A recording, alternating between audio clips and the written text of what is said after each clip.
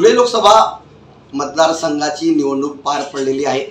जवळपास 60% मतदान झालं असून आता निकालाची अपेक्षा आहे। आपल्यासोबत महायुतीचे उमेदवार डॉक्टर सुभाष भामरे आहेत, त्यांच्याशी आपण बातचीत करणार आहोत। बाबा, काय सांगाल, 60% मतदान झालेले, काय म्हणाल? गेले 10 वर्षापासून मोदी साहेबांच्या नेतृत्वाखाली भारताचा सर्वांगीण विकास झालेला आहे।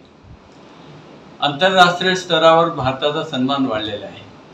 भारत एक आर्थिक महासत्ता म्हणून उदयास येत आहे आणि म्हणून जनतेने ही निवडणूक हाती घेतली आणि जनतेने ठरवलं आहे की मोठ्या प्रमाणात मतदान करून मोदी साहेबांना पुन्हा प्रधानमंत्री करायचे आहे आणि त्याच्या पद्धतीचं चित्र दिसलं।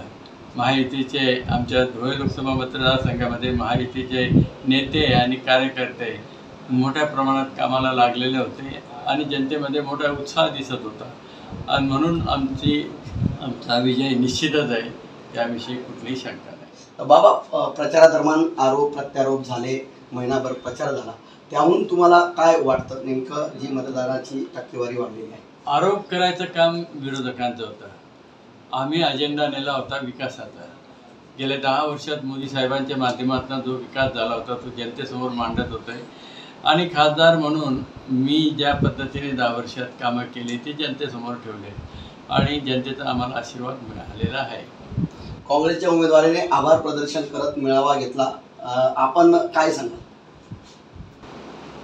त्यांना जे करायचे त्यांना करू द्या। आम्ही कार्यकर्त्यांच्या नेत्यांच्या भेटीचा गाठी घेतोय आणि संध्याकाळी 5 वाजता आभारसाठी पण आम्ही कार्यकर्त्यांना बोलवले।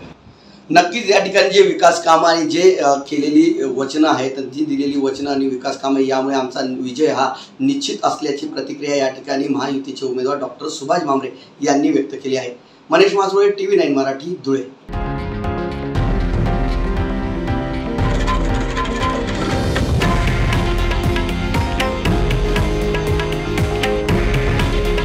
हे आहे देशातील नंबर 1 न्यूज नेटवर्क आणि आपण पाहत आहात TV9 मराठी।